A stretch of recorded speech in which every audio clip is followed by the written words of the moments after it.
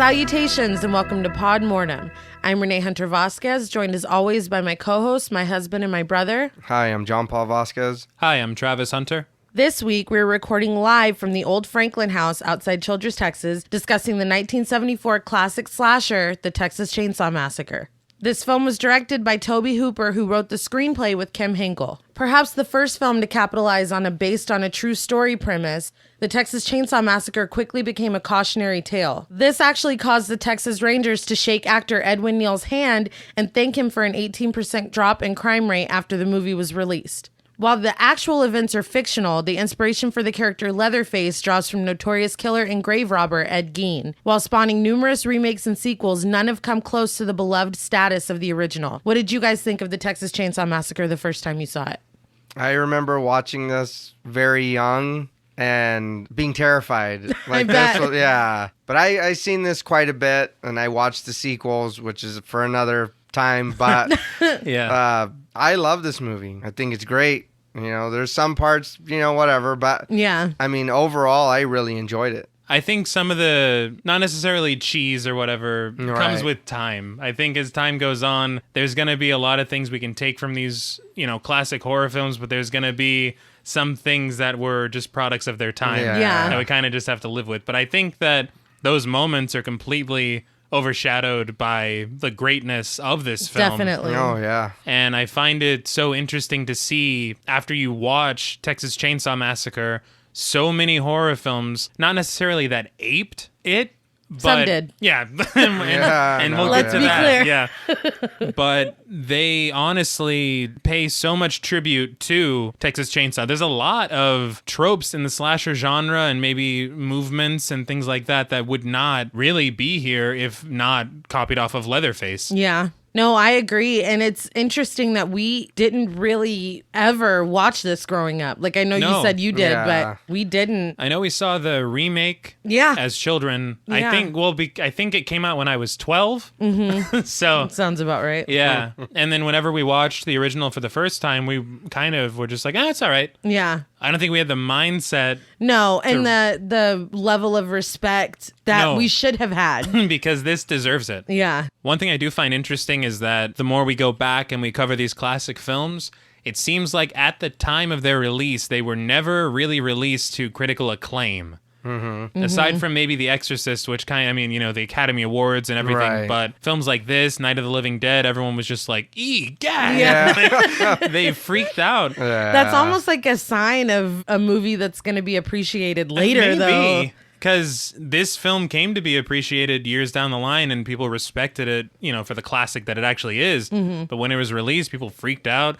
There were people that liked it, of course. Yeah. But at the same time, I did read one of the lead actors. I read in Texas Monthly at the first premiere when they showed it to the cast, Tobe Hooper was like, well, is there anything that you would change? And Alan Danziger, he said, the only thing I would change is you turn the chairs of the audience the other way away from the screen. Wow, really? Yeah. I was like, holy shit. Oh, that's all, Alan? After all, yeah. Sorry. You're right. Damn. But I mean, so even some of the cast didn't even receive it that well. But I would hope he came to realize that he was a part of something incredible. Yeah. But it's just interesting to me how That's time funny. can change, I guess, your perception of things. But no, this film's amazing. Yeah. Now, before we make head cheese out of this film, we would like to issue a warning for spoilers. Podmortem is a very in-depth podcast, and in thoroughly discussing horror films, we have no choice but to spoil a thing or two. If you don't wish to be spoiled, please go watch the film, then come back and enjoy the show. If you've already seen the film or don't care about spoilers, then let's hitch a ride. So the film opens with a warning that the events in this movie are a true story. Mm-hmm. It's narrated by John Larroquette excellently. It's an incredible narration. It's honestly, it's one of my favorite openings in horror, and you don't even see anything. No, like not it's just at all. some words on a screen. Funny though, he was paid for his voice work by Tobe Hooper with The Joint. Hey, Payment enough. 70s, man. And he's so scared of horror movies that he's never seen this movie or any Texas Chainsaw movie. That blows my mind. Yeah. Because didn't he come back to do the voiceover for the remake? He did, and he never and he's saw like, that don't one. want any part of it. Here's my voice. He's like, I was paid in a joint last time. Right, So- you guys giving me pop That's two this my time? going 'Cause, rate. I read that they did it in one voiceover session. Oh, wow. And he was an unknown actor at the time. And With a great voice. Yeah. I actually read that he trained his voice because he used to have a deep, like a Cajun accent almost. Really? Yeah. You would never guess it. Yeah, he trained himself to, I mean, it worked. Oh, yeah. Tobe Hooper told him to do an Orson Welles impression. That was his only direction for this. But it worked out. I love it. But the warning is on like a text crawl that's being narrated, and it details how a group of teens out on a drive were killed, focusing specifically on Sally and her, quote, invalid brother, Franklin. That word's not cool anymore. No. And I found it interesting that they were the only characters mentioned by name, or the only people, since it's a true story, mentioned by name. I thought that was odd. Yeah. I think it's odd that everybody gleaned from that, this is based on a true story. And then the marketing, they ran with it. They were like, oh, no, this happened. Yeah. But it's like, A, no. Yeah. And B, there's never, like, I know the internet wasn't around, but if this happened anywhere, everybody would hear about it. Yeah, exactly. Roll through that at the library. I read that Gunnar Hansen would often get told by people at like fan signings, they'd be like, I actually met the real Leatherface, or I knew when I was younger, I knew the real Leatherface. He's like, it doesn't exist. Oh my God, how embarrassing. Not even real. I'm the real Leatherface. Kid. Get out of here. Yeah. So we get a title card that says that it's August 18th, 1973. The screen is completely black, but we can hear digging. And then we get camera flashes of body parts, decomposed skin and teeth and maggots. And the screen brightens up and we see a rotten corpse propped up like a statue. And it looks like it's holding up another rotting corpse. It's like a head or something. Yeah. Pretty abstract art.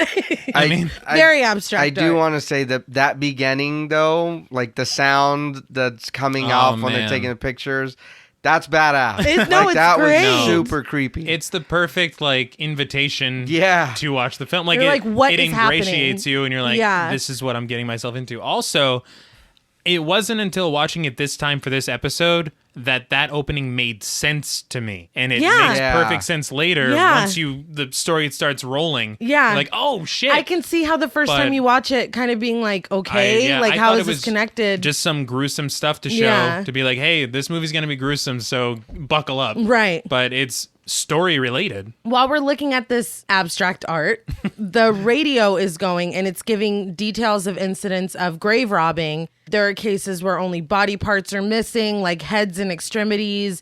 I thought it was funny that they said the sheriff refuses to give details, but he's concluded that it was committed by somebody out of state. Dude, that killed me. Based on strong evidence. Oh, they're not from here. They're out of towners. Must have, I mean, obviously. Nobody from here would do such a thing. Of but course he says that. They have no suspects in custody either. No. So it's like, that just made me laugh. But we go from looking at the statue to the yellow title of Texas Chain Saw Massacre over the red background. First of all, looks great. Yeah. Mm-hmm. Second of all, the Texas Chain Saw Massacre. Is that the greatest? Perfect. No, yeah. I'm sure you've all read that the working title that they began the film with was Head Cheese. And thank God whoever kiboshed that. Yes. Thank you. And then they were going to call it Leatherface. Which, all right. And I think another film later in the series was eventually called Leatherface. I think you're right. But a producer stepped in and he was like, how about the Texas Chain Saw Massacre? And I'm like, all right, shit. They came up with the name a week before filming began. That's crazy. And it's one of the greatest names you can... it's fantastic. It tells you everything. While we're looking at this kind of red and black background, it's like kind of moving and oozing almost. Yeah. The radio continues to talk about tragedies. There's an oil refinery explosion, a cholera outbreak in Houston. A man killed himself over a blackout during a game, and that led to a violent, uprising. I was confused by it's a whole lot. First of all, what station is this so I can not ever listen to it? You guys are a bummer, man. Yeah, the bad news station. That's it. Clearly, there's a lot going on. Yeah. The film opens, I guess, properly on a dead armadillo, just like baking in the Texas sun. A van pulls over and stops. Kirk, played by William Vale, sets up a ramp so that Franklin, played by Paul Partain, can navigate down in his wheelchair. He wheels away to go pee in a coffee can. Mm-hmm. Now, the faces he's making while he's peeing, I Disgusting. was like, I hope that's the only thing he's doing in that. Yeah, that was a little weird. Or I hope he just really had to go. Yeah. Franklin's a little over the top. He's very over the top. But as he's relieving himself in one way or another into the can, a semi goes by. And somehow the wind from the semi was enough to knock Franklin's ass down the hill. It kicked up dirt that hit Kirk in the face, and then somehow sends him careening. Jack came tumbling after. Yeah, I didn't understand that either. Yeah, and he took a tumble. Dude. No, ugly. Like his shirt was ripped. Yeah. And then he just carried on for the day. So is this a day trip because he never changes his shirt? Nobody changes their clothes ever in this movie. No. So no, it's a day trip. It's like, I guess I'm screwed. Yeah. Till we get home. Thanks a lot, Semi. Right. So in the next scene, everybody's back in the van. Jerry, played by Alan Danziger, is driving. With him are Sally, played by Marilyn Burns, and Pam, played by Terry McMinn. Of course, Kirk and Franklin are there as well. Mm-hmm. Franklin is just bitching about the heat, which we live in Texas. Yeah. I get it, Franklin. Like, I don't agree with everything about this dude, but damn. just it's hot. Sometimes that's the only thing your brain can consider. I mean, this film was filmed during the summer in Texas, and so they were in hell. Exactly. I think you have to experience Texas heat to understand truly what these actors went through. Working 16-hour days in the fucking Texas summer sun. I can't even imagine. That probably wasn't even in the script. He's probably just like, it's hot. Yeah. Hey, just leave it in. Fuck it. Yeah, just leave it in. Keep it That in. might be what he would say here. Well, while he's complaining, Pam is reading to everyone about astrology. And this is something else that I never really paid attention to. I've watched this 2 or 3 times in the last week. And when I rewatched it, I was like, Pam is reading about astrology to them, and she's explaining that Saturn is in retrograde. Right. And that's when bad things start to happen. I had read something about it means almost like a karmic balancing of things to where basically if you've fucked up, it's going to come home to roost. But I don't know if they fucked up, What did really. they do? Yeah, I'm like, what? Trying to watch out for myself now. Shit. In the next scene, the van arrives at a cemetery, and we find out that the whole reason they're traveling is Sally and Franklin are brother and sister, and they're coming to see if their grandfather's grave was desecrated, like they were talking about on the radio at the beginning of the film. So Sally and her nipples get out of the van. And she's led to the sheriff, and he takes her to go check out her grandfather's grave. A couple things here. They just left Franklin. They didn't set up the ramp. No. It's his grandfather, too, and they just left his ass in the van. They often do that in this movie, and honestly, it's difficult for me because I don't know if my sympathy for him overrides my annoyance of him. I mean, it's there, but there's both. So, they're fighting for dominance. Yeah, the whole movie. That's the real conflict of this film. Yeah, no. So I mean, Do you feel bad for Franklin? Yeah, while I do, I don't. I get it. I did not like the way that the guy drug Sally off to go talk to the sheriff. He just grabbed her arm. It was really That was unnecessary. weird. Yeah, because she asked for the sheriff, and they said he was over there, and then some guy's like, "I got it." Yeah, from here. like wrenches It's her arm. Yeah. Very inappropriate. But while Franklin is sitting in the van, there is a drunk old man sitting in a tire who like lays down on the ground. Yeah, he's drank a lot. Yeah. It's bad. The funny thing is that when the guy pointed out the sheriff, the next shot was that drunk man in the tire. So I thought they were saying that I thought he the was same the sheriff. thing. You're like, oh, I God, thought the no. same thing. Nope, we're having an emergency election tonight because that is not happening. But he's not. He's just some guy. Yeah. He, like we said, is quite drunk and saying that he sees things, that things happen here that people don't talk about. He says that people think he's just an old man talking. This is honestly, feels like to me anyway, one of the first examples of that old crazy warning Yeah. sage person that everybody considers to be insane. Like, whatever, Pop. Exactly. And then he's, of course, 100% right. Of course, yeah. And Franklin is like right there. If I were him, I'd be like, what? I'm sorry, sir. What do you mean? But he just lets it go. He just sits there. He's like, he's just an old man who just says things. Yeah, Just he's saying just an old shit. man talking. Yeah. Back in the van, Sally is reassuring Franklin that their grandfather's grave wasn't disturbed, obviously because he couldn't see it for himself. Yeah. What would it have hurt you to take him over there? But whatever. She's like, I need a break. Yeah. Even if it's just to the cemetery. Exactly, yeah. A little lighthearted, yeah. So suddenly everyone covers their nose and is just disgusted.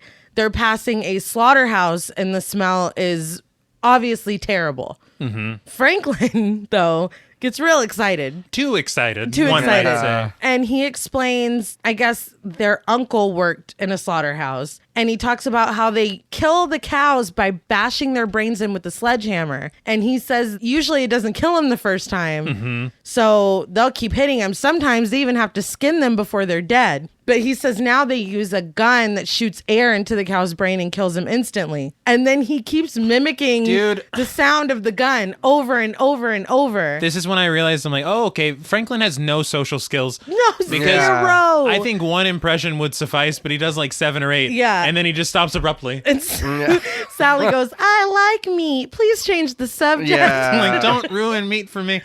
I have a theory about this movie that we'll talk about later, but keep this whole line of thought in mind. I also wanted to mention that I read that Guillermo del Toro credits this movie for making him a vegetarian.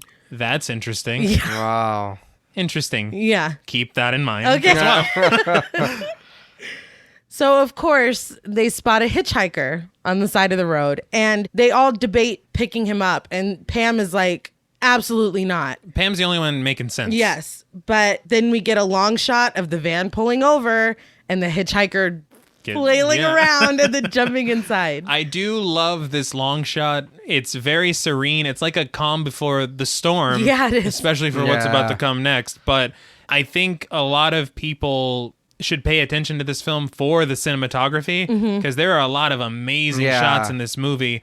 Like, surprisingly. Yeah, Daniel Pearl, I think is his name, was a cinematographer. He actually also did the cinematography for the remake of the Texas Chain Saw Massacre in 2003. But the thing about the cinematography, I was reading this tweet. I wish I remember who it was from. But they said that it's often overlooked because it doesn't really get a lot of award recognition. But some of the best shots you could even think of have come from horror films. That's true. The ones that stuck in your head, the iconic ones, the ones that are beautifully framed. Horror does not get the credit it deserves. And this movie has a lot of really good ones. Yeah. So now with all of them inside the van, Franklin says that they have picked up Dracula. Yes, he does.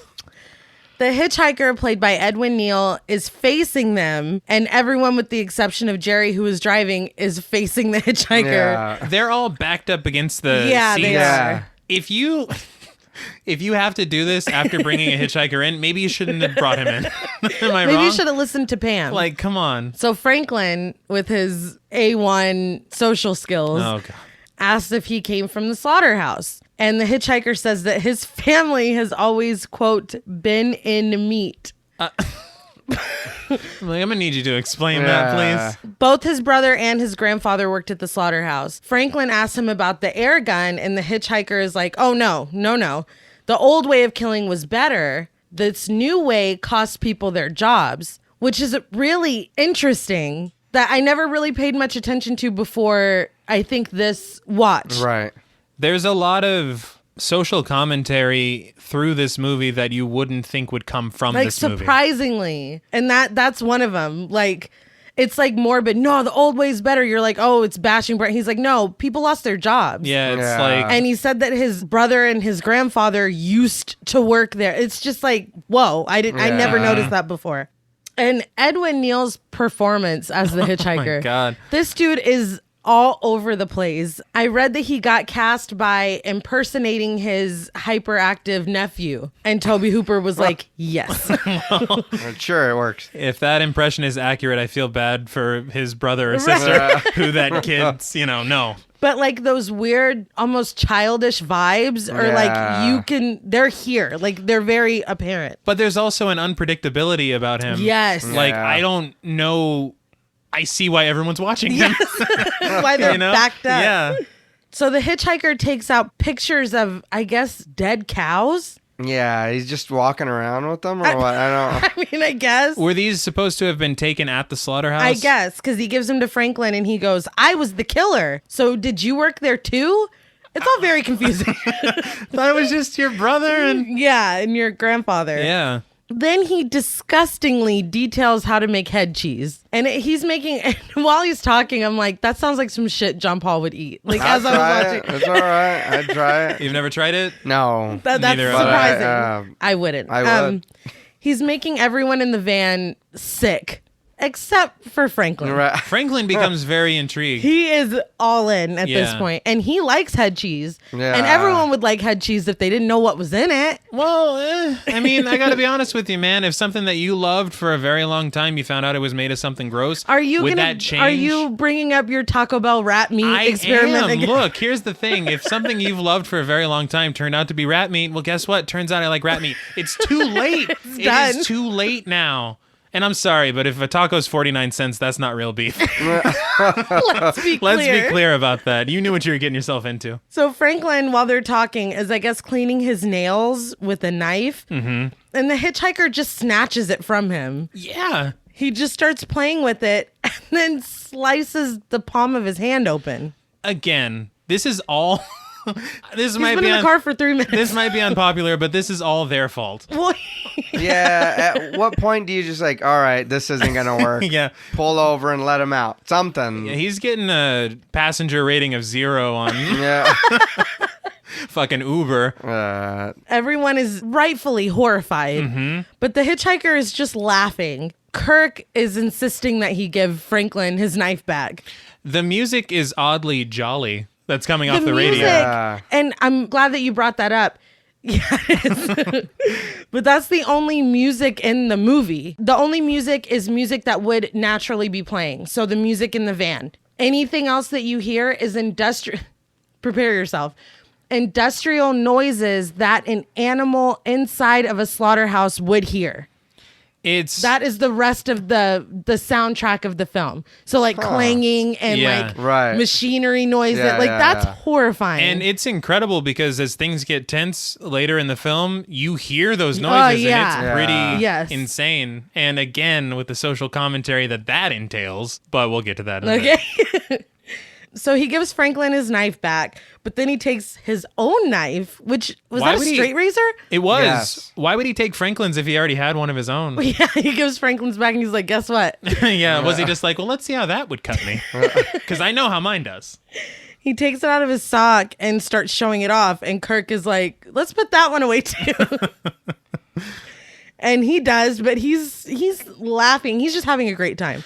I do notice as this is going on and as it continues, for some reason, Sally's up in the front seat and she's smiling nearly the whole time and laughing. I didn't notice that. And I don't know if that was just an outtake that somehow made it in the film or something, but there is no reason to be doing any of that right now. The hitchhiker should be the only one getting any joy out of what's happening.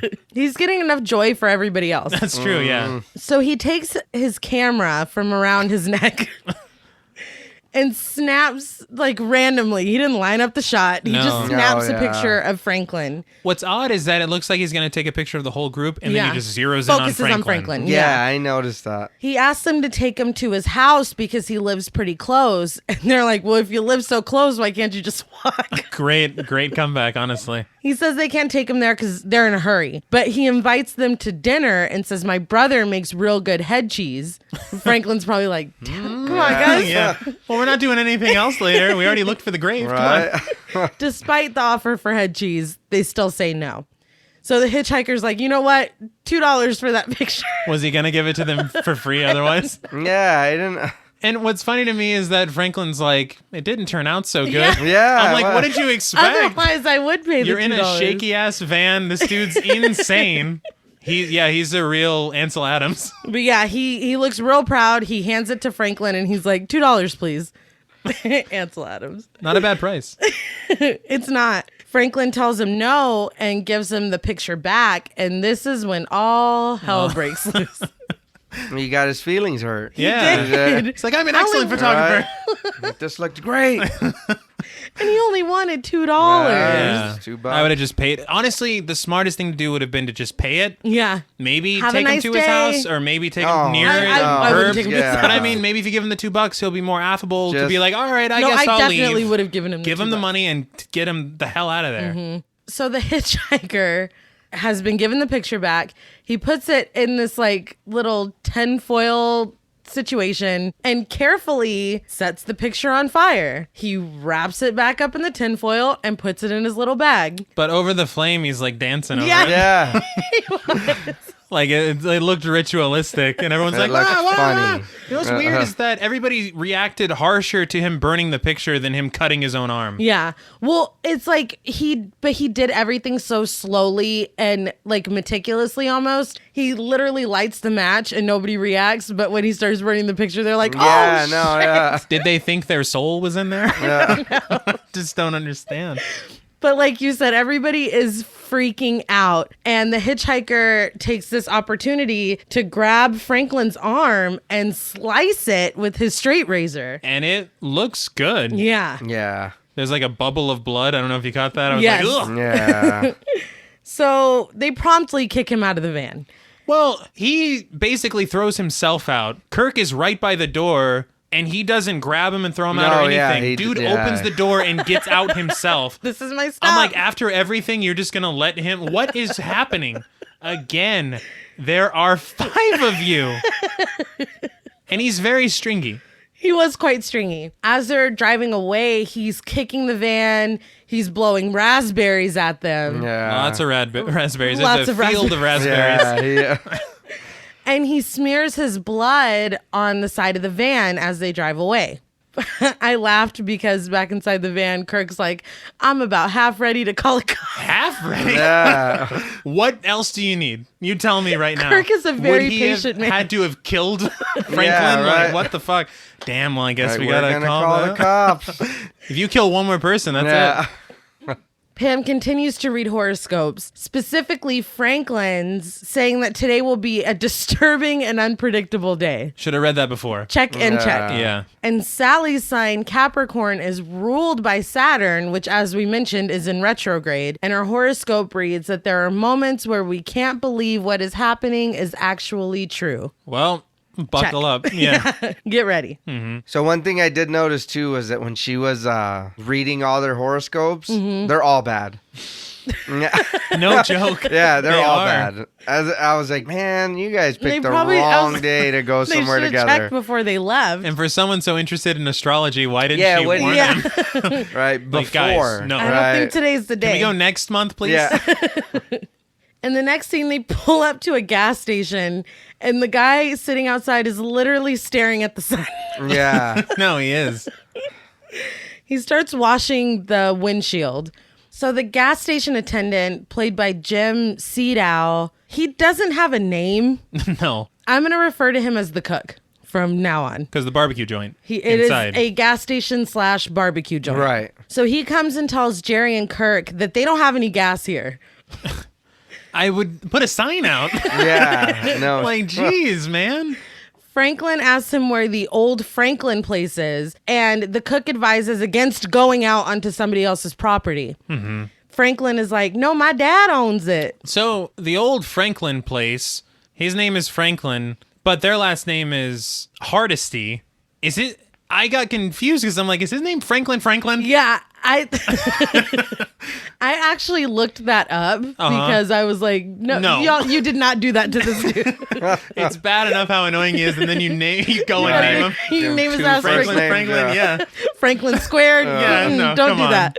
Franklin was named after his grandparents' last name. Oh, so okay. Yeah. That's a lot of backstory. Yeah. Yeah, they could They have could've just not, s- they no. could have named the character anything else, No joke, man. but they didn't. No.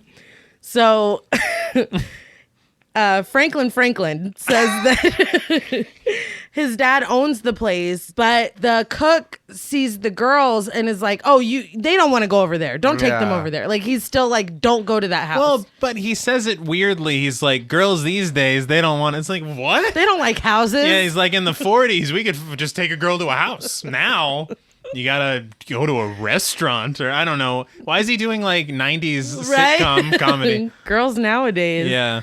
And I thought this was interesting because when they had pulled up, he said that the gas wasn't there and wasn't going to be there till way later or maybe even tomorrow. Right. After he tells them not to go to the old Franklin place, he's like, why don't you just hang out here, get some barbecue, and the gas should be here soon. I don't know why they don't just do that. They don't. Because, I mean, and there's something to that as well later in the film that we'll talk about. Okay. That, again, I did not notice until this time. I'm like, what was I doing the last time I watched this movie? Sleeping. Yeah. I just put it on and crashed. So he goes inside, and Jerry goes after him to ask if there's another gas station nearby. Yeah. Inside the van, it's just Kirk and Franklin now. And Franklin is stabbing the side of the van with his knife. His excuse is the funniest thing in the world. Because Yeah. Kirk is like, dude, what are you doing? You're just stabbing the side of the van. And he goes, oh, yeah. I just started doing that. It's like, well, don't.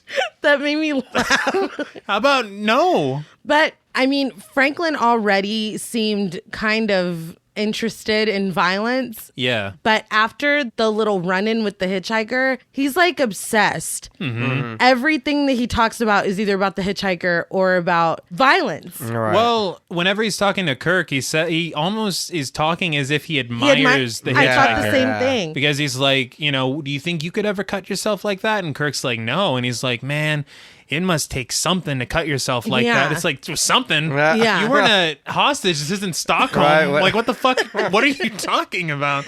Kirk, He's like, he's actually my hero. yeah, Kirk is like, you're even crazier than the hitchhiker. Yeah. Which, like, he's not mean, wrong. Maybe. Yeah. So Jerry comes back with one tiny ass bag of barbecue. I was like, where? Thanks. Yeah. Where are you that's- taking that? One interesting thing about that gas station is that it's a real location, obviously. Right. It's located in Bastrop, Texas. The interesting thing about it is that a few years ago, they actually opened it up, and it's full of memorabilia from the film. That's so cool. And it's a real barbecue joint, and it's kind of a B&B because they have 4 cabins, and you can stay there the night at the Texas Chain Saw Massacre gas station. If you dare. That's a ghost noise. There aren't any ghosts in this film, You but had me at barbecue. exactly, yeah. I can sleep and eat barbecue. Yeah. That's like my dream. Yes and yes. But obviously, reservations are. It's. I can't even imagine. Yeah, I'm pretty sure. But we got to go there. Long story short. Yes. Yeah. Well, they all get back in the van, and Sally is getting into the passenger seat. And once the sliding door closes for the back seat, she sees the mark that the hitchhiker left in his own blood. Mm-hmm. And is like, that guy left blood on our van. And then they drive off. Mild. Yeah. There was a guy with a giant bucket of water that was washing the windshield. Yeah. I would be like, excuse me, sir. you mind? Right, do Could you mind cleaning possibly this shit clean? off? Yeah. They don't. So in the van, Franklin is eating the sausage, presumably from the barbecue at the gas station. Now, there are many reasons why this is horrible, okay? Before he even gets his portion of sausage, Sally asks him for the knife that he had that the hitchhiker cut himself open with and that he's been using to clean his fingernails to chop him a piece of sausage. They didn't know about hygiene in 74. But Yeah, but he had just said, "You think this is that guy's blood?" Yeah, he did. And then he goes right, and then he goes right back to cleaning his fingernails after. And then he cuts sausage with Yeah. it. It's not Didn't try to clean it. 1874. It's Yeah. 1974. No, you're totally right. But That's disgusting. And this knife is getting a lot of play. It is. Like, Yeah, was this it's film getting sponsored passed by that around. knife company? Yeah. Like, damn. So they arrive at the old Franklin house, Sally and Franklin's grandparents' house. Franklin is inspecting the blood smear on the side of the van with the sausage hanging out of his mouth like a cigar. Just I gnawing couldn't on even it. tell what that was. Yeah, no, it looks disgusting. Yeah. It's a poorly made sausage. Yeah. He is worried that the blood on the van means that the hitchhiker intended to follow them, which I'm not going to lie, I'd probably be thinking the same thing, but Right. I'm very paranoid. Like he left his mark or Yeah. something.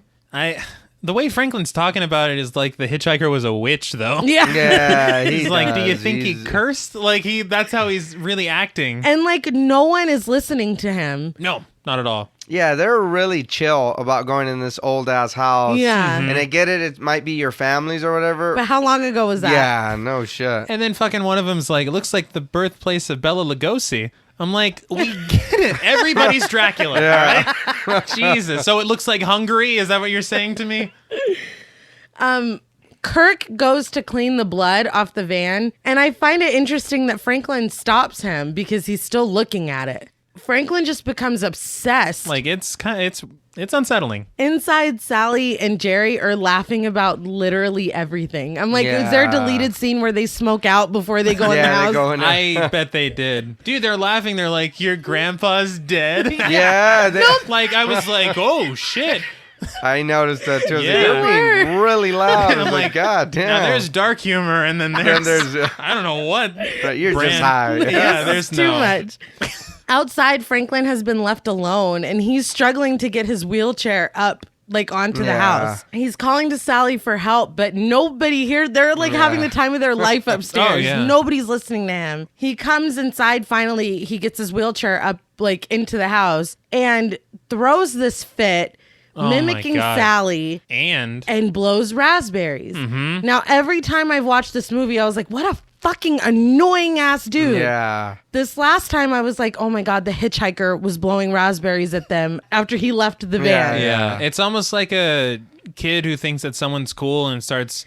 I'm gonna do everything he does. Remember that episode of Seinfeld where George thought that dude Tony was awesome and then he wore his hat backwards, so he started wearing his hat backwards? Like, it's the same shit, just with raspberries this time. No, I never noticed that till this time, and I was like, oh my, like, he's literally obsessed with this weird fucking interaction that he had with this insane person. I don't want to ascribe meaning to anything, but do you think that it could be something about, like, a commentary of violence either begets violence or violence in media emulation of it? I can see like, that. I don't know. I mean, it's so weird to have a character that does this that I can't. I don't really know how deep they were trying to go with Franklin. Yeah, or they just like, raspberries are annoying, man. Yeah. And so are you. So blow them. Just do it. My interpretation, like, that's pretty interesting. And I feel like it gives this fucking annoying ass character a little more depth. And it's like pretty unnerving, honestly. And as obnoxious and annoying as we keep saying he is, I read that Paul Partain stayed in the character of Franklin all during filming. That poor cast. Yeah, nobody wanted to be around him. Nobody liked him. Like, that would be insufferable. I read that years later he was saying that basically he was not a novice actor, because I guess he did some theater productions, but in theater, it's kind of standard to stay in character all times, you know. Right. In films, it doesn't work like that. And so he Unless was like... you're Christian Bale. Yeah, seriously.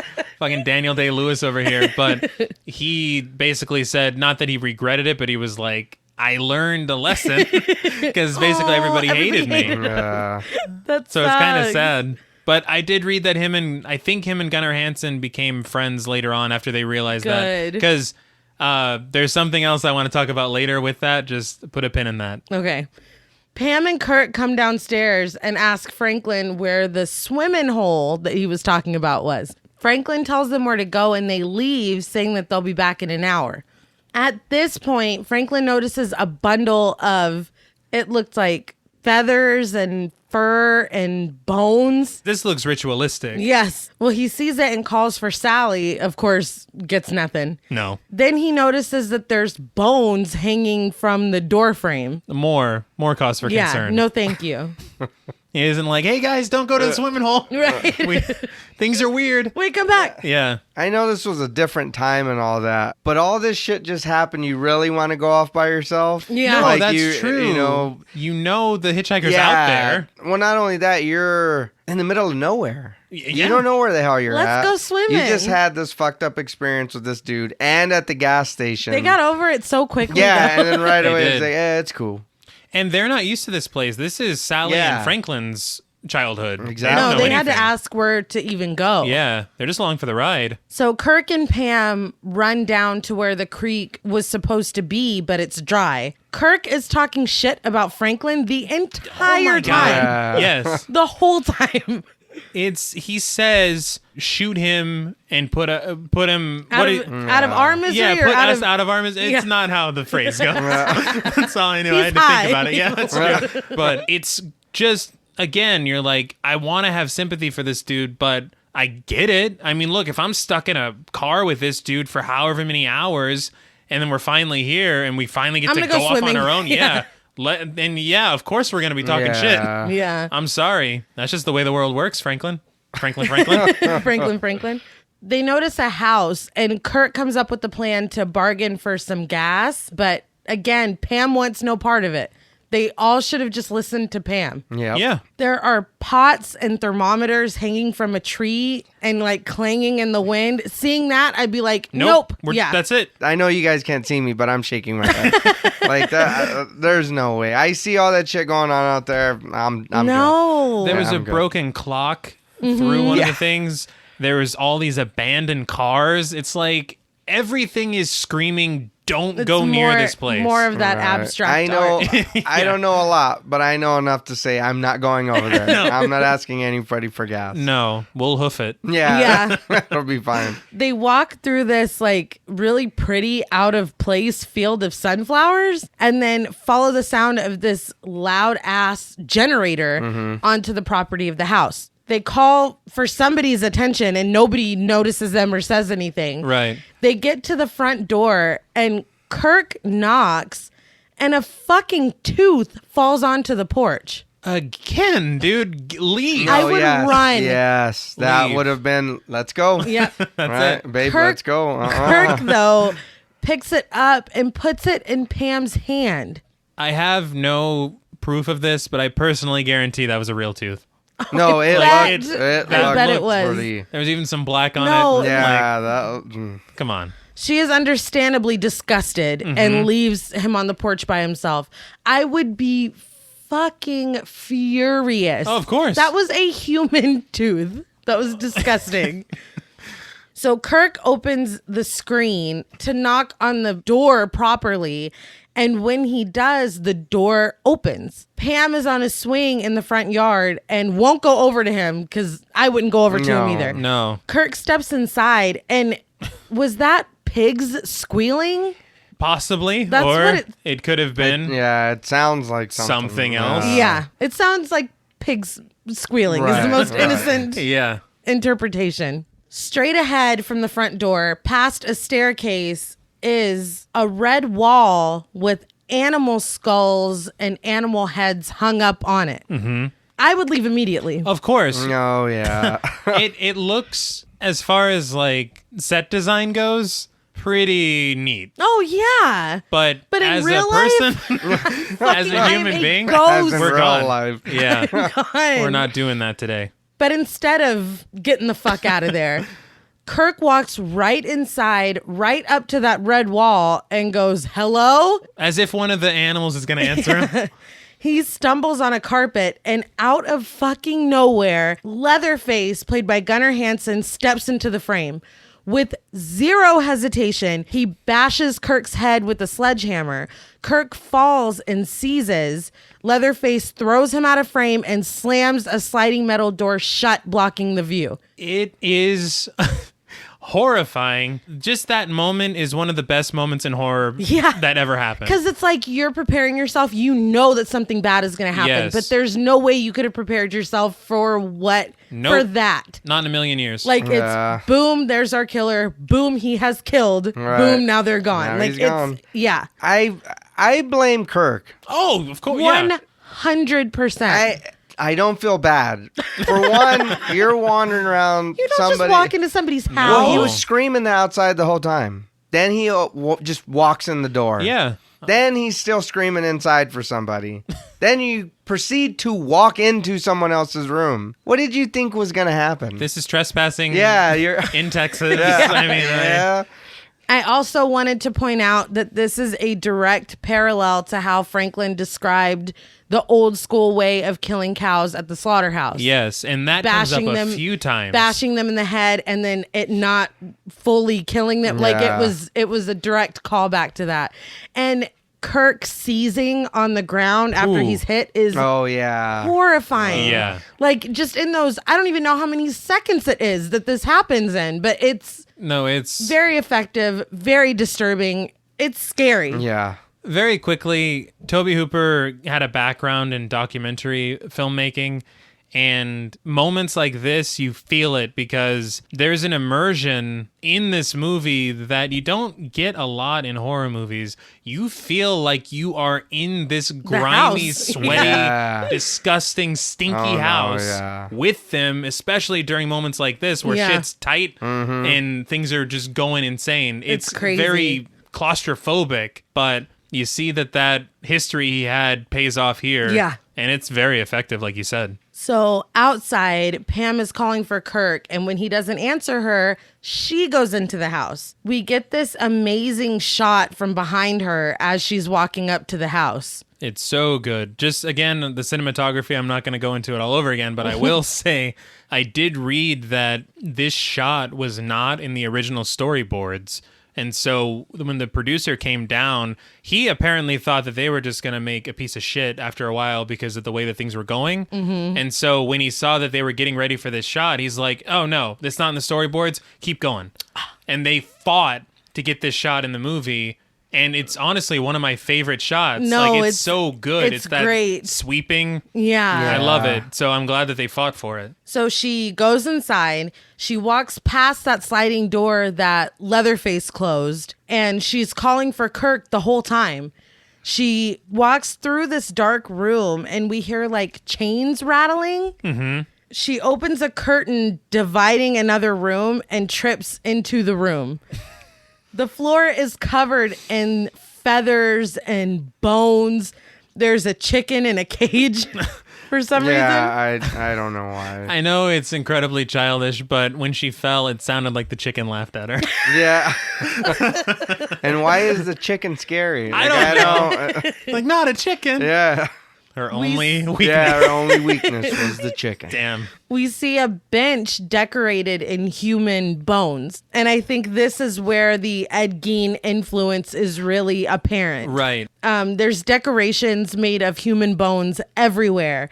There's a pile that's a mix of human bones and animal bones. Pam spends a lot of time gagging and screaming when she could be running. Very loudly, too. Yeah. You don't know where Kirk is. No. You don't know anything right now, so let's go ahead and make a lot of noise. Yes.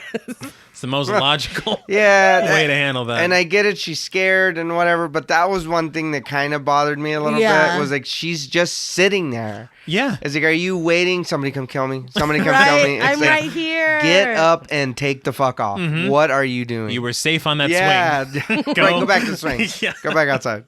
When she finally runs, she makes it outside, and we get the iconic shot of Leatherface grabbing her and pulling her back into the house. It's amazing. It's funny because her shoes fly off. She kicks them off like she will be staying for a while. Yeah. She will. Yeah. But that shot's incredible. And it's been ripped. Yeah. Like countless times. He takes her past that sliding door. So this is the furthest into the house that we've been. Mm-hmm. And with no hesitation, hangs her up on a giant meat hook. Oh. She has a blood bucket underneath her. So it's like... You planned for this. He's prepared. Yeah. Stop walking in people's houses. Stop. Leatherface starts up a chainsaw. Pam screams and struggles, and I guess he goes to dismember Kirk, right? Who's lying on a table in the middle of the room. I did want to say a few things about that very quickly. First of all, the chainsaw that Gunnar Hansen has is a real chainsaw. That is horrifying. There are just some times in some scenes where the blades aren't on, but a lot of times they are on. And so in this scene, he told the actor who plays Kirk, he was like, don't I'm about to get move. Real close. Yeah, because this will fucking kill you. You will die. Please don't move. The other thing that's interesting to me is that for a movie called The Texas Chain Saw Massacre, and with the reputation that this movie has, a lot of the violence is more implied than shown. Seen. Yeah. I read that they were trying to get a PG-13 rating. Yeah, I did see that. So a lot of it, they didn't want to explicitly show. I mean, I think that's interesting. You don't hear like the crunch when she gets put on the hook. You don't see blood. But you still wince. It's even still... when he's sawing up Kirk, it's obstructed. Yeah, It's kind of, it reminds me, you remember that old saying, they say erotic is using a feather, perverted is using the whole chicken. Mm-hmm. The thing about this movie is that they use the feather, but you feel like you're in the coop. Yeah. You're in the cage with the chicken. Exactly, yeah, while it's laughing at you. But it's just incredible, and that takes a really skilled filmmaker. Yeah. I wanted to mention here that Terry McMinn, when she's crying and struggling on the hook, obviously they didn't put her on a hook. Well, that's good. She was lifted up with the harness, and to pad between the harness and her, they used maxi pads. What? Again, the budget was huge on this movie. Oh, clearly. The harness still painfully dug into her skin. The maxi pads didn't do much. Well, they're not made for that. No, that's not. Toby, Yeah, no. come on. She was in horrible pain from the harness and decided to just use it and use it for the scene. She did. And that's not the only time that happens in this movie. No, people get hurt in this movie. It's insane. The stuff we were talking before we started recording, you had said the stuff they got away with in the 70s. Back in the day, man. Yeah. It's unbelievable. Do anything Actors to your just got actors. tortured. Yeah, they don't Yeah. So back at the Franklin house, Franklin is still worried about the blood smear on the van. And Jerry is teasing him. He's like, oh, yeah, I gave him your address and the hitchhiker's coming to get you. It's like, honestly, it's not even a joke. He's Yeah. like, No. he's going to kill you. It's like, at least put some stank Yeah, on it, make no it funny. I know you're dark joking about her dead grandpa and everything, Right? but damn. Get it together. Yeah. Franklin is angry with Sally because he can't find his disgusting knife, and she was the last one that had it. Mm-hmm. She climbs into the van to start to look for the knife, and Jerry says he's going to go down to the creek to look for Kirk and Pam. Sally asks if she can go, and Jerry's like, "No, why don't you just stay here?" Yeah. I don't know why. Neither, because that's his girlfriend. Yeah, well, He's probably like, if you go, then Franklin's gonna want to and go. we're not Oh, doing yeah.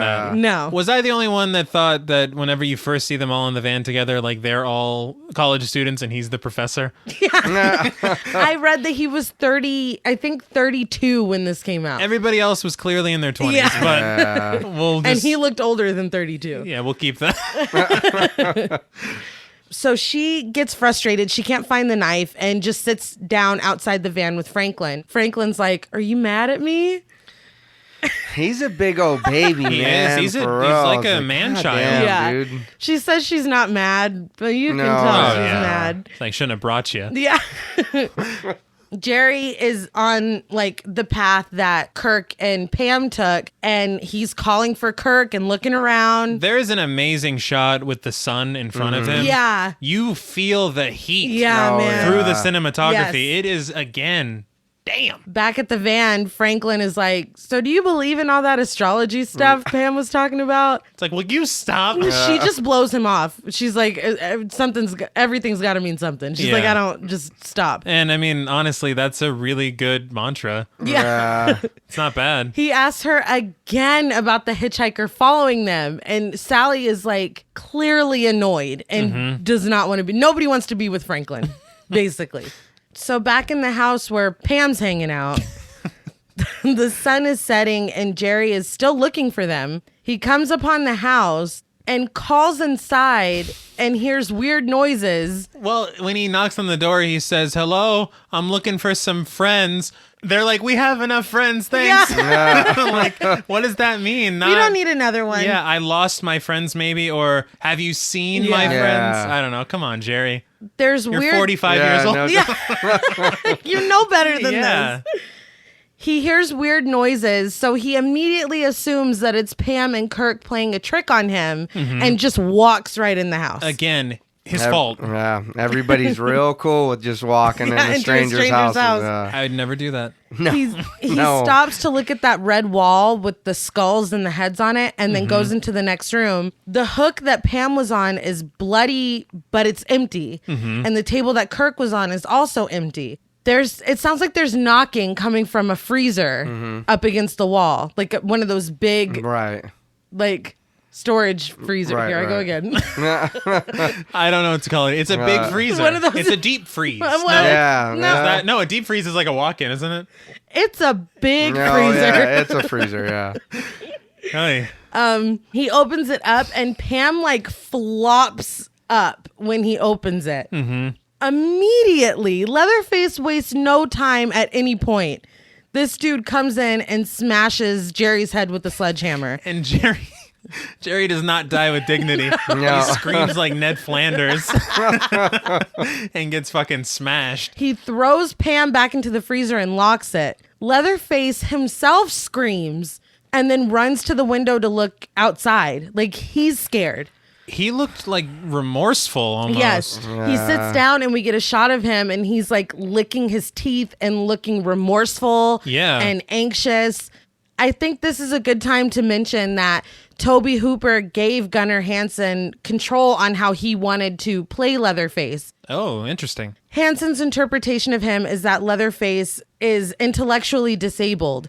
He's paranoid and afraid, hence looking out the window after he catches Kirk in his house. Right. I was just wondering, like, is he running around just doing arts and crafts all day? Like, is that just what he does there? He doesn't want to be disturbed. Yeah. Right, and then they came into his house. Like, right, I was trying to kill this chicken. Uh-huh. What the fuck are y'all doing? Yeah. He said that he kills out of fear of strangers instead of out of evil or maliciousness. Much like a cornered animal that bites, he's more afraid of his victims than they are of him. Interesting. And honestly, you feel that. Yes, especially this little scene of him, like he's scared. He looks scared. He has no personality of his own and uses the faces of his victims to portray the personality that he wants for the day or for the moment. In the scenes so far that we've seen him, he's wearing his killing mask. And he does have separate. There's 3. Yeah. Another and we'll thing talk that's about those later. interesting, I know Ed Gein, serial killer, used to wear the skin of his victims and whatnot.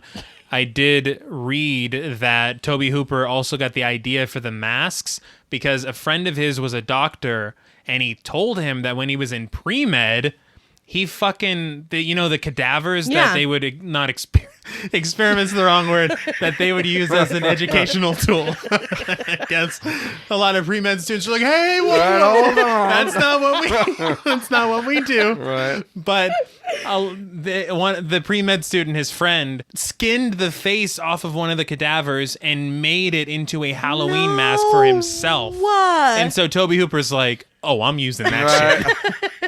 So it's, a lot of different sources came together to create this character of Leatherface. Yeah. It's interesting. It's super interesting. I read that too. I was like, what That the is- fuck I are hope you he's guys in prison doing? now. Yeah, and his friend, Edward Gein. No, I'm just kidding. But yeah, it's no. Of Plainview, Yeah, Wisconsin. interesting. Fun fact. So outside now, we get a really long shot of the moon, and it is fully nighttime. And it is a long shot. It's a really long shot. You mean long as in camera distance and long as in length? Long. Yeah. Sally and Franklin are still sitting by the van outside. Sally's honking the horn. She wants to go look for everybody, but Franklin wants to go back to the gas station and see if they can help them. Sally says that she's not going to leave without Jerry. And they're screaming his name.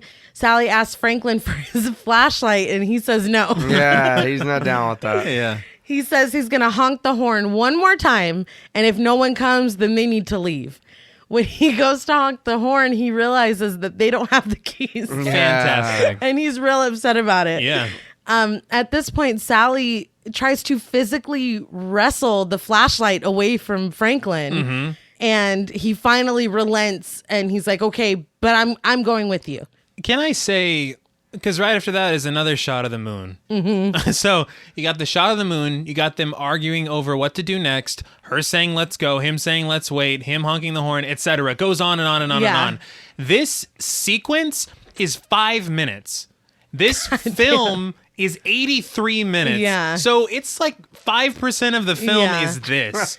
I have a problem with the pacing of this film in times like this because I'm like, this could have been accomplished in 10 seconds. Let's fair. Go. Let's honk the horn real quick and see. They do it, and then they're like, all right, well, let's go. Even if you have to show that Franklin's fucking terrified of going, you can do that on the way. Let's move towards. We only need to see the moon once. Yeah. And like, remember the moon? Ooh. It's big tonight. Yeah. So they're screaming for Jerry, and Sally is struggling to push Franklin toward a light that they see in the distance. And the terrain is not forgiving. No, it's not. Franklin keeps saying that he hears something out there, but Franklin has been paranoid for the whole film. So we're not paying him any mind. No. But Leatherface comes out of nowhere and starts going to town on Franklin with his chainsaw. It is very shocking. Yes. Yeah. And to think she literally pushed him into his own death. Yeah. And you actually see some blood. Yeah. I did read, again, with the dangers of making this film, he's using a real chainsaw. And I read that one of the people on the set, one of the members of the crew, she was spraying red Caro syrup at him to do like the spatter of blood of him murdering Franklin. And he slipped and he nearly chopped himself with his chainsaw. God. Like, it was dangerous.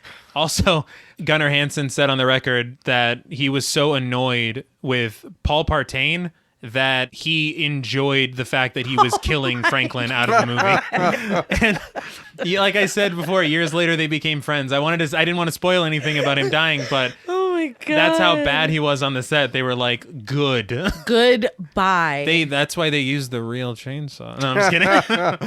I thought it was interesting that out of a movie called The Texas Chain Saw Massacre, this is the only person killed by a chainsaw. Holy shit, you're right. It's hammers. Yeah. Oh, yeah. Should have been the Texas Sledgehammer Massacre. Yeah. Not as catchy. Not as, yeah. Should have been Head Cheese. Hammerhead. Hammerhead the movie. Hammerhead cheese. Yeah. Sally is watching her brother get murdered brutally, and she is screaming, and she takes off. She's like, it's too late for Franklin. Yeah. But I can still save me. Yeah. Of course, Leatherface comes after her. She runs to the house. I would assume that this is his house. You're near it. Yeah. I would have ran right fucking past. Yeah. But she doesn't. And Gunnar Hansen had to wear 3-inch lifts to be that much taller than everyone else, but he could still run faster than Marilyn Burns in this scene. So that's why you see him stopping and literally cutting trees at some point. Yeah, well, the trees were overgrown. He had to trim them a little bit. It is his property. Yeah. He's like, this is unacceptable. Shit, I missed this the other day? Damn, This is embarrassing. It's funny to me because I read that he ran miles a day to prepare himself for these scenes. So he was ready. And honestly, it shows. Yeah. This dude has some good cardio. I would have been No. shot. No. And then what, the chainsaw? And trimming trees? Nope. Nah. He's multitasking. Yeah. There's no way. That's how good he is.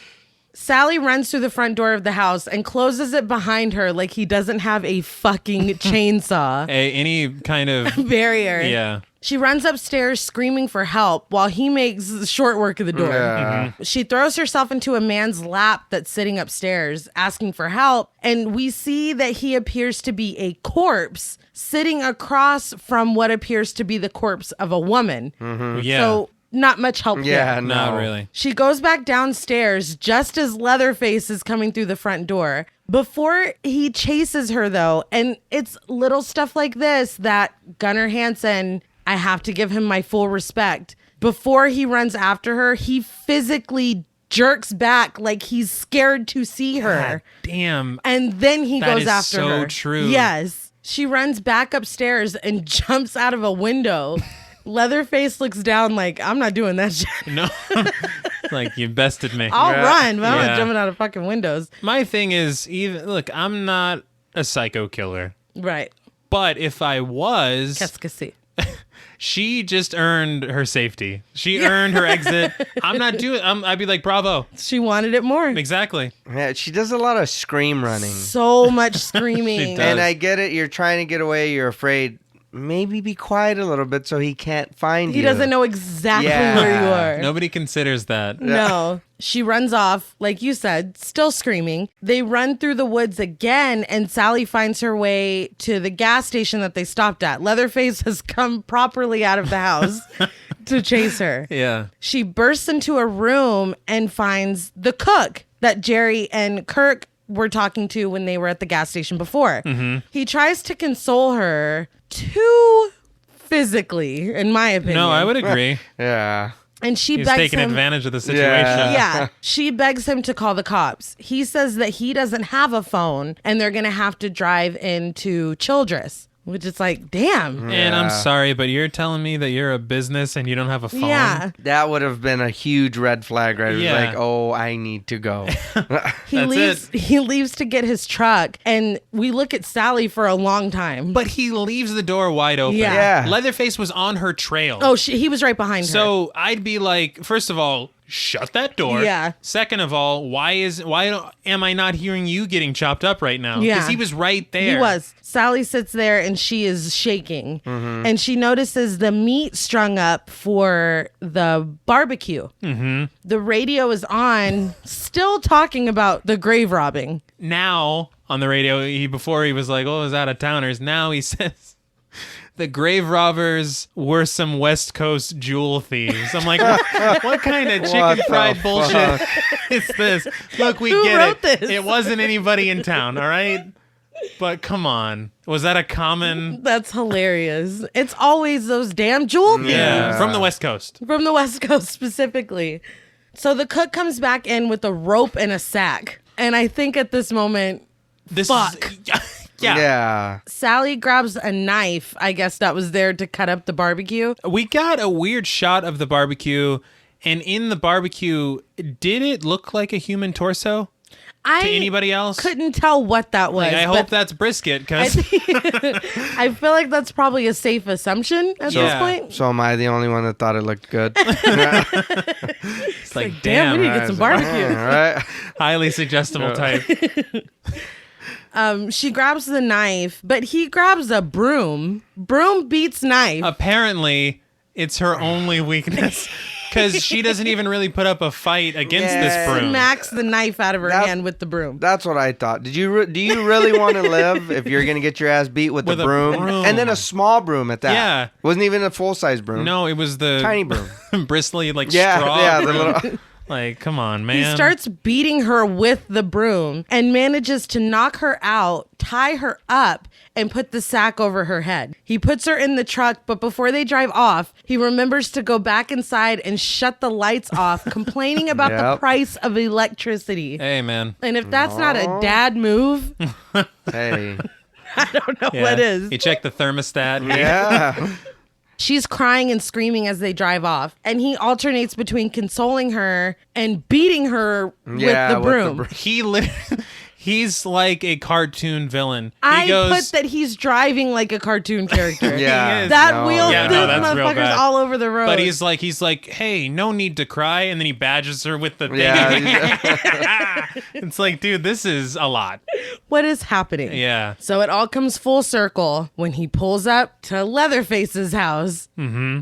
And the hitchhiker is there. Yes. You're like, God damn it. Of course. Right. Of Why course. wouldn't he be there? He is calling him an idiot. The cook is calling the hitchhiker an idiot. Yeah. He gets out of the truck and starts beating him about nearly getting caught, saying, I told you to stay away from that graveyard. Now. Oh, he's the jewel thief. Right. Yeah, he's from the West Coast. Right. But the thing is that really got me that I didn't notice until this time is the amazing opening after that narration of those corpses that we see at the very beginning of the film. Who's the only person we've seen in this film with a camera? That's what those snapshots are.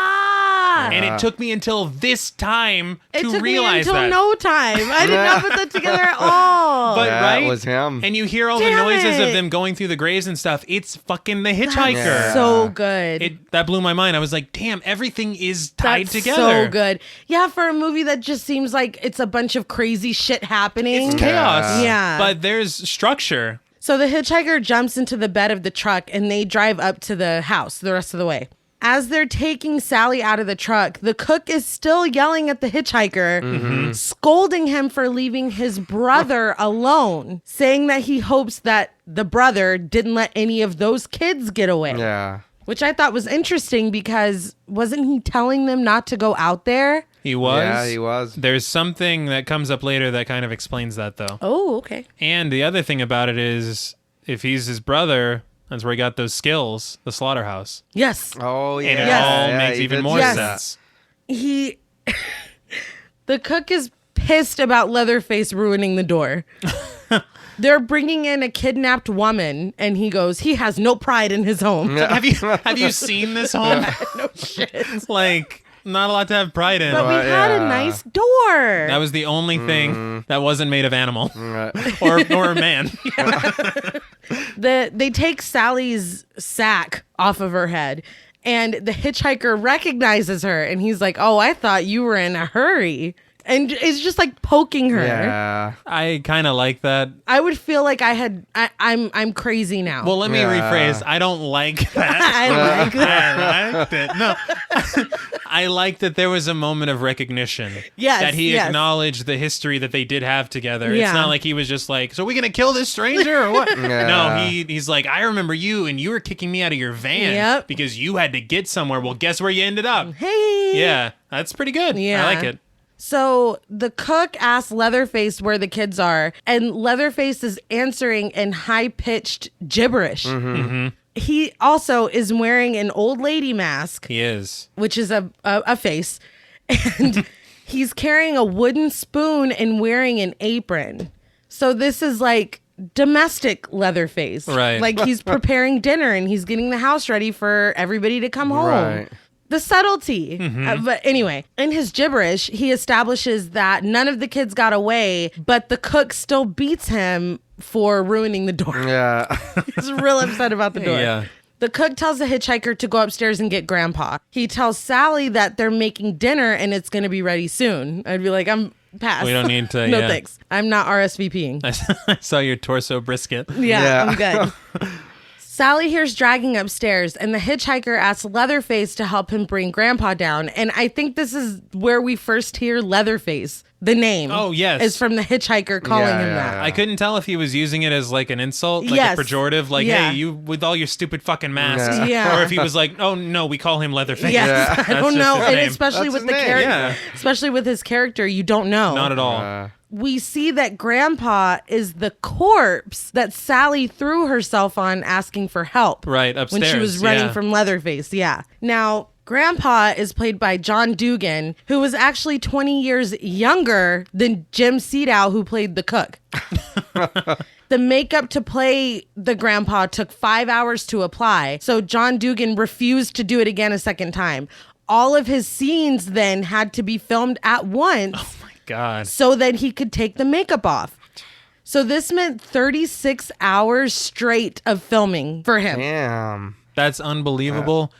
I feel bad for the other cast members. Yeah, it's like, because God they're damn like, it. well, he doesn't want to take his makeup off, so we're fucked for a day. All right? Day and a half. So that kind of, I would imagine, add to the madness of this scene Yes. that we're about to see. Yeah, I want to talk about this. Well, before you get into that, so is he wearing a full skin suit or is he just really old? I think he's just really old. Because I was just like, his skin is weird, and then it's like, what the hell? I think he's just supposed to be like rotting old. Oh, okay. all So right, why that didn't makes they sense. just get an already old man? Yeah, that's what I'm saying. Because they needed to put on 5 hours worth of makeup. All right, I guess. It's like, dude, the budget is $60,000, and this is what we're doing. Just hire some old guy down at the gas station for the amount of stuff that the guy does. You didn't need that much acting no, experience. no. I don't know, but Well, they did what they did. No, Yeah. Anyway, Leatherface and the hitchhiker carefully carry him downstairs and seat him across from Sally. The hitchhiker puts a knife to Sally's throat and Leatherface slices her finger.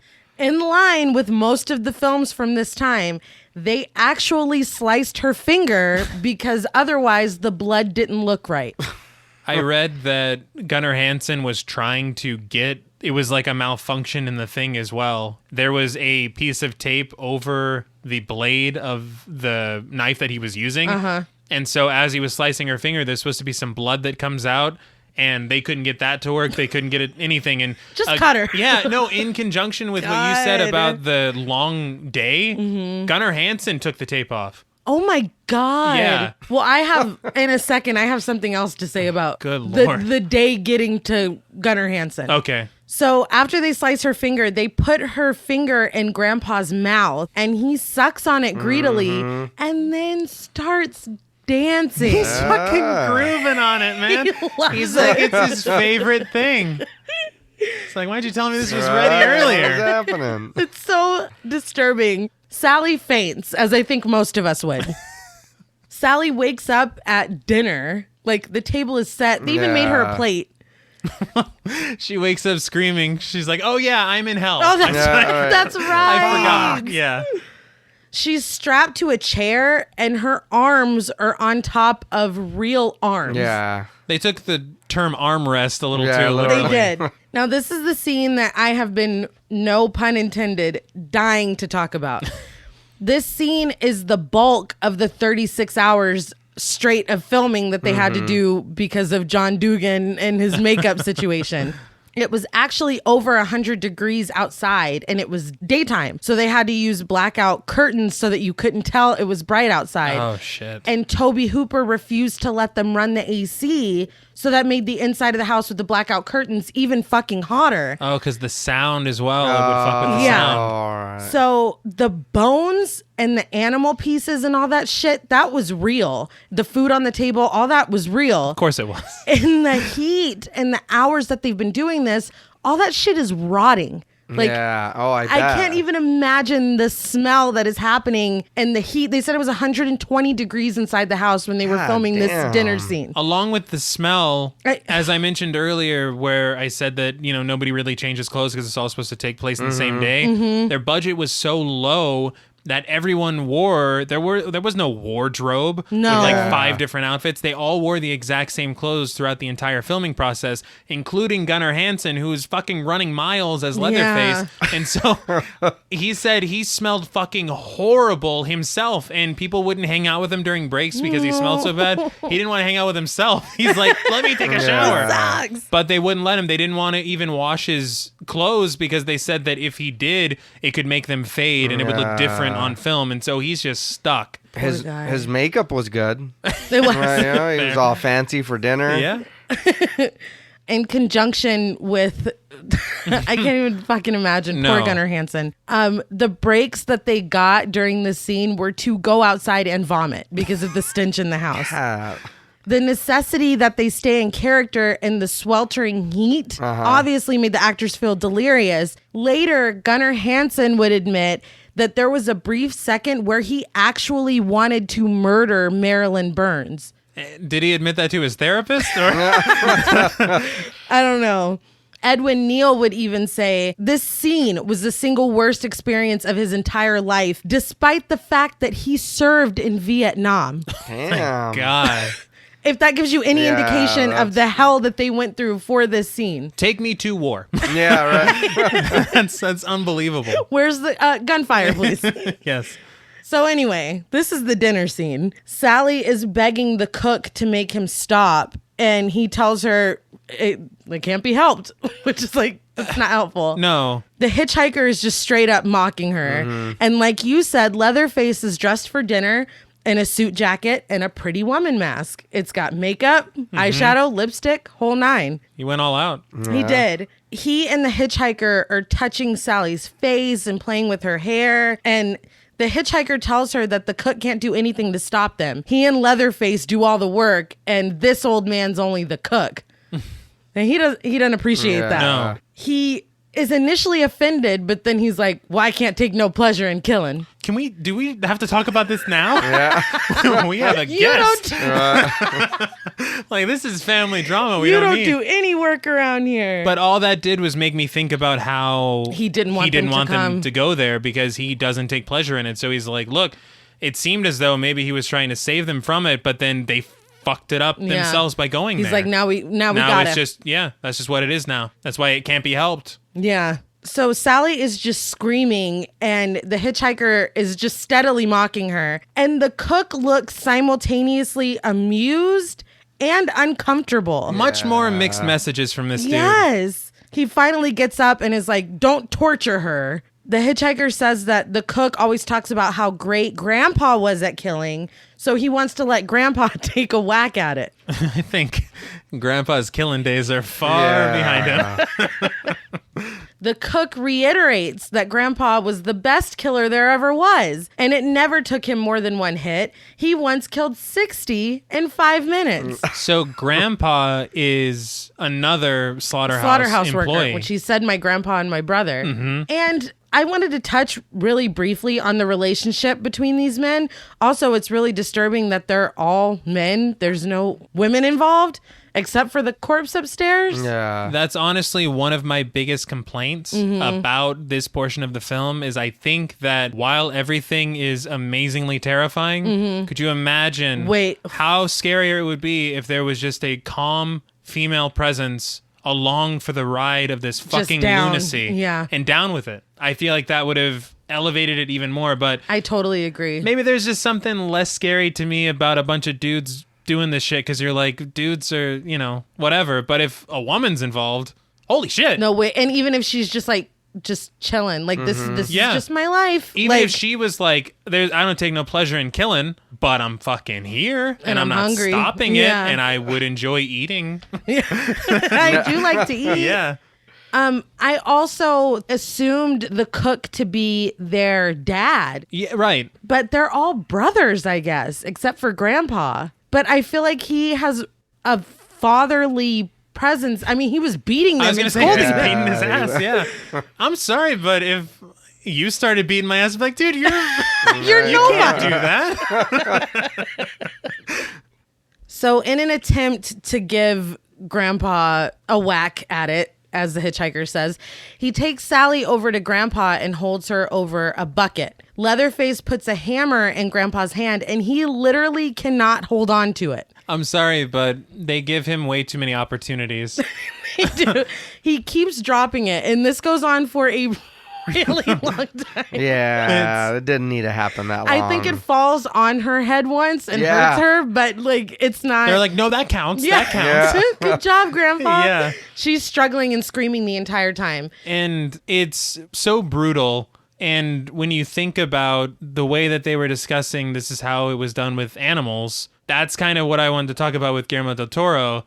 Is it feels almost like this film is an ad for vegetarianism. Because they're like, this, you're horrified? This is a cow's life. Well, or, you know what I mean? What's interesting, though, is back in the van when Franklin's talking about it and Sally's like, I like meat, stop. Right. Pam's like, this is happening whether you hear about it or not. Exactly. It's like, I feel like Pam is the voice of reason throughout this entire movie. But I kind of had that theory, and then I looked it up online, and it turns out a lot of people have that theory. I mean, that's fair. So, I mean, it's an interesting way to view the film. Yeah. As like, you know, kind of we're public all service animals, you know? Yeah. And why is it... I'm not a vegetarian. I'm not being preachy. But you know what I mean? So it's an interesting lens. It is. Also, a quick sidebar about Pam. Terry McMinn stayed convinced that Pam made it out because you never saw her actually die. You know, that's totally true. You see Jerry scream and get murdered. Yeah. But she's just in the freezer. Yeah. And if anybody deserved to make it out, it was fucking Pam. She was the voice of reason. She was. But anyway. Tell us about Saturn in retrograde. She did. Anyway, Grandpa keeps dropping the hammer to the point to where the hitchhiker is like, I'll do it. He lets go of Sally to get the hammer, and Sally takes this opportunity to run and jump out of a window for a second time. Dude, Leatherface should have been like, you're on my ass about the door. That's the second window. She is ruined in this house. She has no pride. Right? No pride. She takes her sweet time getting up, though, after landing. She, from what I read, actually injured herself here. She didn't dive out the window. Right. It was a stunt woman that I guess dived out the window, so they had to do an insert shot of her getting off the ground, so it was her. Mm-hmm. And somehow, in the shooting of this shot, she injured herself. They literally brought in a stunt woman so she wouldn't, and then she did. Still got hurt. Right. I've got one more on-set injury coming up. Oh, God. So the hitchhiker, of course, runs after her, and Leatherface follows with his chainsaw. Mm-hmm. As the hitchhiker is getting closer to Sally, and she, now that you mentioned it, she is running like she's in pain. Yes. And I figured it was... That's very fair. I mean, she's like her leg won't straighten all the way. That's how she's running. She's like, this is how Sally runs now. I'm sorry.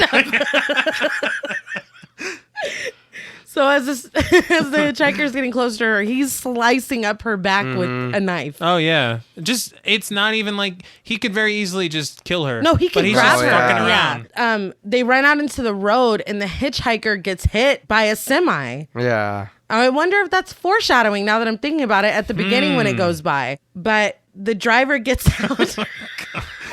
Dude, this killed me. Sees Leatherface and turns right the fuck back. Because he gets out like, oh, I just creamed that guy. Oh, shit. And then just, But he's helpful. He is. He helps Sally up into his truck. Leatherface goes up to the door and starts fucking it up with the chainsaw. Mm-hmm.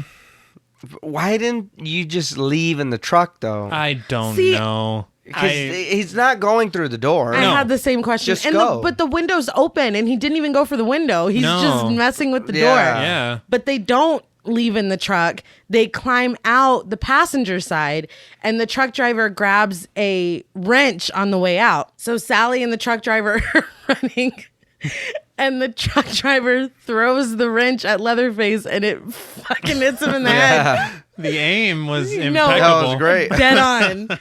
So Leatherface goes down and falls, and his chainsaw slices into his leg. God, that's gruesome. It looks horrible. Now, this is the other injury that I wanted to talk about. To make this look realistic, they put a piece of metal on Gunnar Hansen's leg and put a piece of meat on top of the metal. He was supposed to use the chainsaw to cut the meat on top of the metal. The chainsaw hit the metal, and the vibration severely burned his leg. Oh my God. So like we've said before, the screams of pain are completely real. I just, dude, what were directors doing Dude, in the it was 70s? the fucking Wild West. And who's to say the metal was safe? Like, No, it could have gone just straight chopped his leg clean off. Well, use that. No. I have one leg. Exactly. You're out of your mind. So a man just driving along in a truck comes, and Sally flags him down and climbs into the bed of the truck. I wonder, though, where the first truck driver went off to. He took off. he bailed. Yeah, he just took off. You know, it reminded me almost of Grand Theft Auto when shit just starts going crazy and the public will just run. And they just keep running, like you can follow them and they're just gone. That's kind of what the truck driver did. Nope. He never went back to his truck. He just is existing out there. So Sally climbs into the bed of that truck, and dude fucking takes off. Oh, yeah? Which, what else would you do? Yeah. So in the sunrise, as Sally's getting away, Leatherface swings his chainsaw around in frustration. And you realize this was just a love story between a man and his chainsaw. It's beautiful. Yeah. No, but Tobe Hooper had wanted him to just stomp his foot in frustration. What? Is this a cart? Is he going to shake his fist? Yeah. And Gunnar Hansen didn't think that conveyed enough of what Leatherface would be feeling at that moment. No. And he also purposefully wanted to scare Tobe Hooper for the way that they were all treated on set. So that's where you get that shot of him swinging his chainsaw. It's an amazing shot. No, it's an amazing shot. It's like an interpretive dance. Yeah. That's what I took it as, that he was dancing. It became an art film at the end. He's supposed to be frustrated Oh, that she I got didn't away. get that at all. Dude, I'm sorry, but two things. One, her laughter as she's getting away. That's the very I just got goosebumps. And no joke. the I very wrote on my last notes shot. in conjunction with him swinging the chainsaw gave me goosebumps when I watched it And this she's time. covered in blood and just laughing It's and amazing, laughing. maniacally. And honestly, after all she went through, that shit was probably she probably did go a little insane. Yeah. But I also read that Tobe Hooper, looking back on the film, he said that he thinks everybody hated him on set because of the way he treated them. I bet they did. And so I'm not surprised at all that he's like, I'm going to scare the shit out of this dude because fuck that dude. Yeah. Well, that's Texas Chainsaw Massacre. What did you guys think? I loved it. Yeah. Yeah. That ending was perfect. Like I No, the ending is amazing. Yeah, well, the whole movie to me was great. Yeah. But that ending was just what I wanted to see. Yeah. Like, and I'm frustration or whatever. I took it as a little dance, and I It's was like, "This beautiful, is great." though. No, in a yeah, weird it was way. fantastic. It's like, it's choreographed. Yeah. Like, it's incredible. And then again, her screaming along with it And laughing, Yeah. not screaming, laughing is what I meant. But It's just amazing. It is. And everything leading up to it, there are some things that obviously, don't work quite as well that I might change, but you look at the cinematography, you look at everything that film has meant for horror. Mm-hmm. Yeah. And I also read, again, on this like shoestring budget, it becomes one of the highest grossing independent films of all time. Yeah. I read somewhere that it made more money than any movie ever made in Texas. Jeez. So it's like incredible. I think it got eventually, as far as independent films go, dethroned 4 years later when Halloween came out. Right. But it's remarkable. Yeah. What they were able to do with so little money. And honestly, I don't want to say amateur talent, but nobody was a professional. No, but they made it work. Yeah. Speaking of which, earlier in the film, I didn't really want to bring it up because I didn't want to mess with the whole feeling of it. But when the hitchhiker, when they throw him out of the van and he's blowing raspberries and he's smacking the side of the thing, if you look closely in the reflection from the inside shot of the van, you clearly see a crew member with what is it? A clap? The clapboard? Yeah, the clapboard. Like you can see him. He's sitting there. It's pretty weird when you see it. And it's like, what are you doing? Hilarious, Yeah, it's like, what are you doing it's so there? unnecessary. No, Yeah. I think that just like demonstrates this ragtag group of Yeah. people came together. Kim Henkel talked about it later on. He said this is basically an elevated student film Yeah. that somehow fucking changed Took the off. landscape, Yeah. basically. Yeah, but- and that proves it. Yeah, well, we talked about it earlier. You said like one guy that worked for Texas Tech or something, finance. Yeah, he was like The a whole politician thing. or something that fashioned himself as like a film producer. That's and he just gave crazy. like $60,000 Yeah. That's crazy. financed the movie. I think he was the one that came to the set and was like, "What are you doing?" What the fuck is Yeah, this? the hell is exactly. But no, it's just amazing that this came together the way it did. And that poor cast, though, I will say, No. good lord, they suffered for their art. Absolutely. Well. And I can't give Gunnar Hansen enough credit for what he did with Leatherface. Because, I mean, on the surface, you can almost see him as like just some big brute that loves to kill stuff. Yeah. But like he made it so much deeper and more meaningful than that, and clearly was having kind of a break in his mental health while doing this film. So it's like chef's kiss. No, it's incredible. And it's funny when you think about the Hall of Fame of slashers. Yeah. Leatherface is like first ballot. Yeah. And it's just crazy to think that he in 1974 was like, look, I'm going to give this character depth. He's not just a mindless killing machine. Yeah. He's got feelings, thoughts, conflicting. Yeah. It's unbelievable. And it's like, was him working at the slaughterhouse, this is just what he knows. See, like and it's so That's another thing. Like I was saying about vegetarianism, you know, being kind of a thing. There's also theories online that the themes are, this movie can be spoken about automation and what it does to the American worker. It can be a discussion about what happens when things like the Vietnam War affect society and people come home.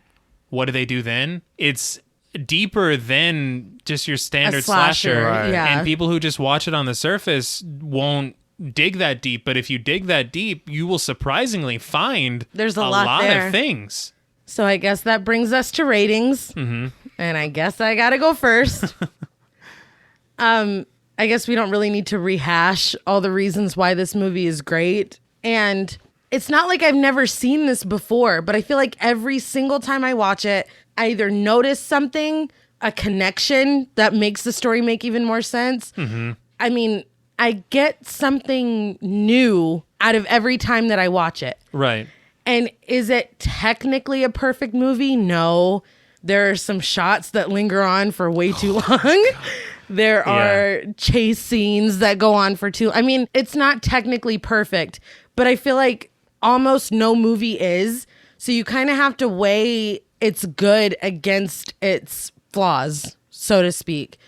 So honestly, I'm a little surprised myself. But on a scale from 1 to 10 meat hooks, I'm going to give the Texas Chainsaw Massacre 10 out of 10 meat hooks. Wow. I know. I feel like any shortcomings it may have had is more than outweighed by the story that it told, and really just what pushed it over the top from a 9 or a 9.5. It's Gunnar Hansen's interpretation of Leatherface. For me, that's what did it. But all right, I will open up the floor. Well, like I've told you before, usually when we do a movie, as soon as I'm done with it, I'll give it a rating. Yeah. You know, and then I just kind of build from there. My score was already kind of high to begin with, but sitting here and discussing it and getting into it and remembering it and thinking about it and kind of over and over, I agree with you. Like what? Like I said, you're right. You know, like I think the dinner scene went on a little longer than what it should have. You know, dude was kind of annoying. Franklin. Yeah. But you can overlook those things and you can see the bigger picture and see all the little things that are there and pick up on them and whatnot. I think what pushed me over was talking about the ending again. Right. Because I see him, and again, I still think he's dancing. And that was, I don't know if it's the maniac in me or the horror lover, but seeing him dance in the sun, like it was beautiful. Right. It's amazing. I can't help but give it a 10 because of that alone. And I did watch this, like I said, when I was younger. You know, I watched it quite a bit, and the sequels, whatever. But yeah, I'm gonna give it 10 meat hooks out of 10. And you're stingy with your meat hooks. I am, but it is. And you guys are right. That last shot is like the one thing that's, even since I was small, has always stuck with me. Right. And watching it as an adult, it still gives me that feeling of he's not a monster. Yeah. No. He's not. It's incredible.